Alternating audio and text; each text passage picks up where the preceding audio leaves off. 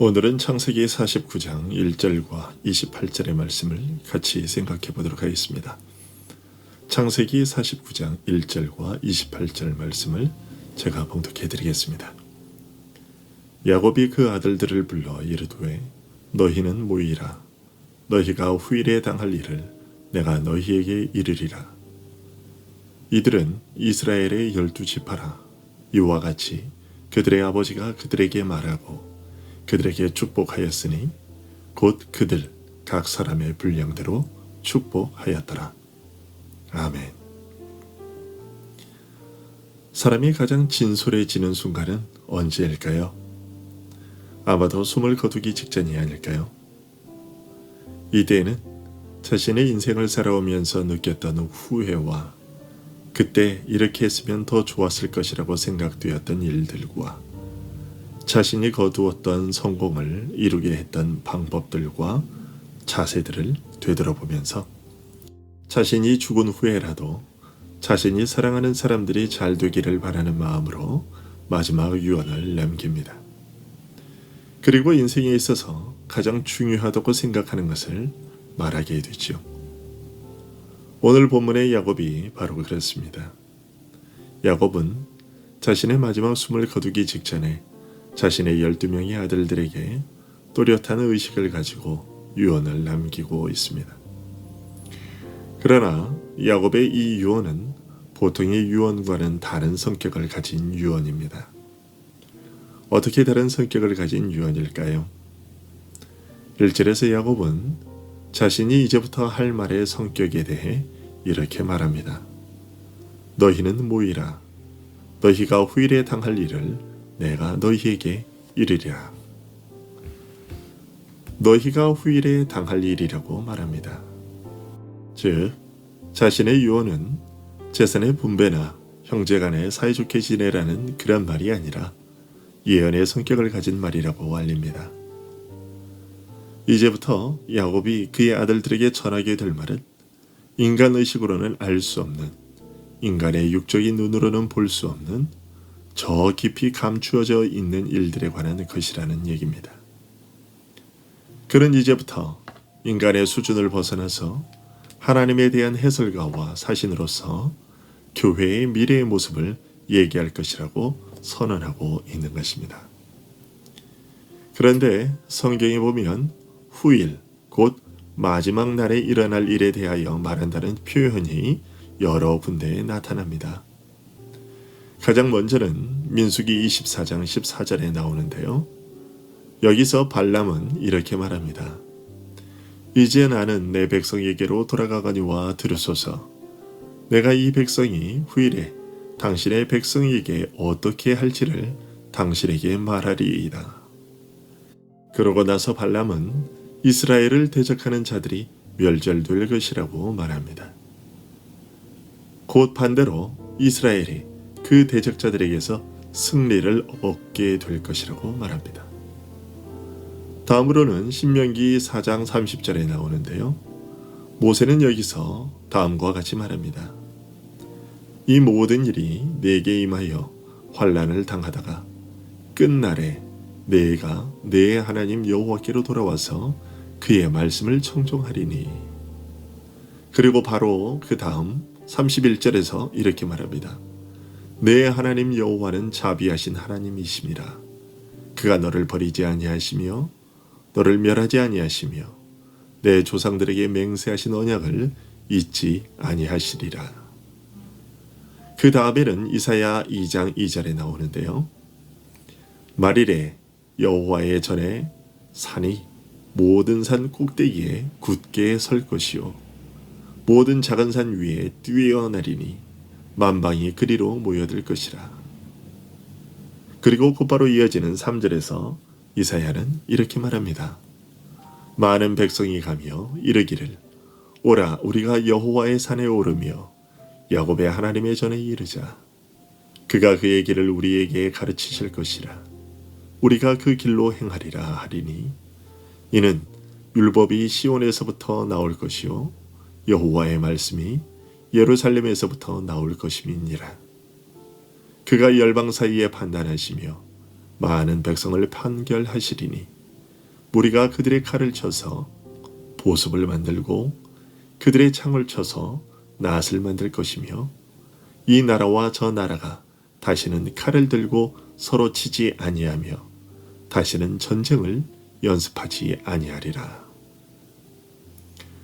다음으로는 다니엘서 2장 28절에 나오는데요. 다니엘은 이렇게 말합니다.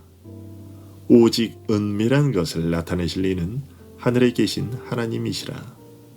그가 느부갓네살 왕에게 후일에 될 일을 알게 하셨나이다. 그리고 난 후 다니엘이 전한 후일에 될 일은 이런 것이었습니다. 이 여러 왕들의 시대에 하늘의 하나님이 한 나라를 세우시리니 이것은 영원히 망하지도 아니할 것이요 그 국권이 다른 백성에게로 돌아가지도 아니할 것이요 도리어 이 모든 나라를 쳐서 멸망시키고 영원히 설 것이라. 손대지 아니한 돌이 산에서 나와서 쇠와 녹과 진흙과 은과 금을 부서뜨린 것을 왕께서 보신 것은 크신 하나님이 장래일을 왕께 알게 하신 것이라. 이 꿈은 참되고 이 해석은 확실하니이다 하니. 그리고 호세아서 3장 5절에도 나오는데요.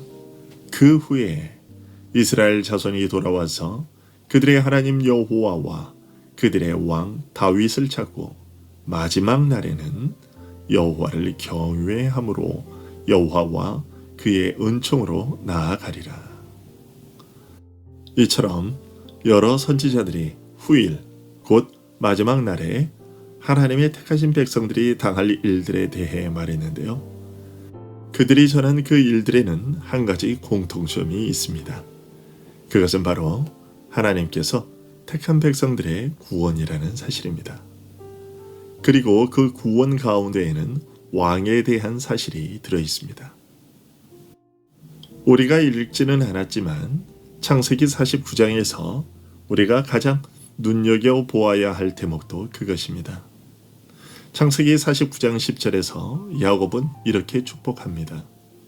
규가 유다를 떠나지 아니하며 통치자의 지팡이가 그 발 사이에서 떠나지 아니하기를 실로가 오시기까지 이르리니 그에게 모든 백성이 복종하리로다. 규라는 것은 왕권이나 통치권을 상징하는 작은 휴대용 지팡이를 말하죠. 따라서 10절의 말씀은 그 규를 가진 자에게 모든 백성이 복종할 것이라고 하는 말과 더불어 유다 지파에서 왕권을 가진 자가 나올 것이며 그가 세상을 다스리게 될 것을 예언하는 것입니다. 그가 누구일까요? 계시록 5장 5절에서 사도 요한은 이렇게 말합니다. 유대 지파의 사자 다윗의 뿌리가 이겼으니 그 두루마리와 그 7인을 떼시리라. 그리고 계시록 5장 9절에서 7인을 떼시는 이 유대 지파의 사자에 대해 이렇게 설명합니다. 일찍이 죽임을 당하사 각 족속과 방언과 백성과 나라 가운데에서 사람들을 피로 사서 하나님께 드리시고 자신의 피를 대가로 지불하고 사람들을 죽음에서 구원하여 하나님께 드리신 분, 그분이 누구일까요? 바로 예수 그리스도시죠. 야곱은 오늘 본문에서 147년의 인생을 마감하면서 하나님께서 알려주신 미래의 일들을 이처럼 유언의 형식을 빌려 예언하는데요.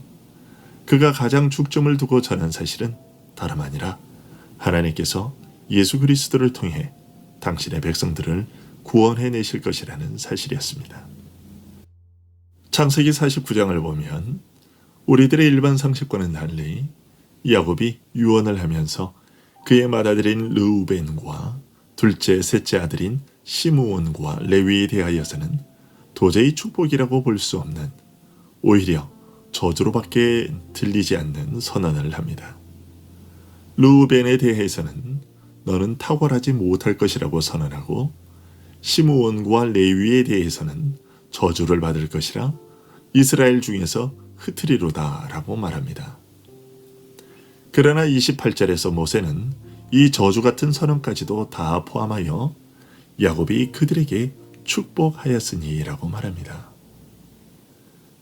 그렇다면 야곱이 르우벤과 시므온과 레위에게 선언한 그 말들도 축복으로 보아야 한다는 것을 우리는 알 수 있습니다. 우리는 이것을 어떻게 이해할 수 있을까요? 그것은 야곱이 그들의 죄악들을 정확하게 지적해 줌으로써 그들이 하나님의 언약으로부터 떨어져 나가지 않고 본래 그들에게 약속된 그 영광의 자리에 머물도록 하기 위한 것이었다는 사실입니다.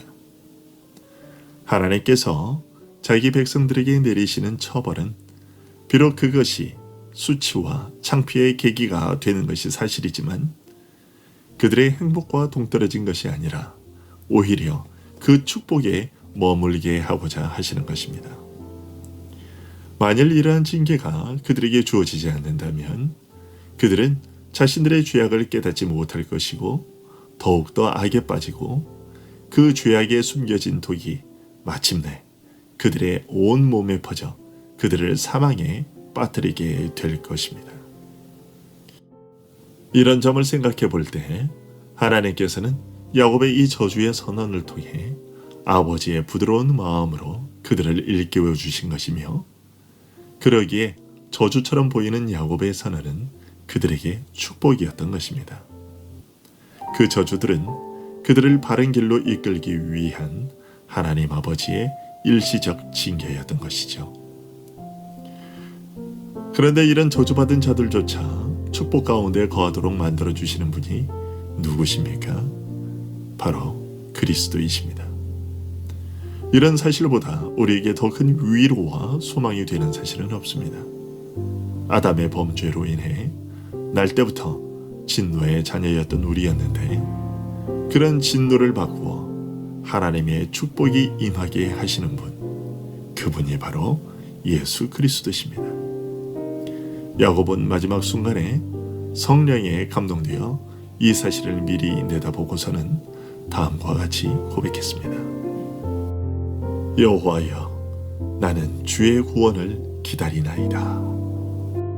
야곱의 이 고백처럼 저주가 임한 듯한 현실 가운데서 우리의 유일한 소망은 구원 되시는 예수 그리스도십니다. 우리의 구원 되시는 예수 그리스도를 바라봄으로써 암흑 속에서도 빛을 노래하는 자들이 될 수 있기를 소원합니다. 기도하겠습니다.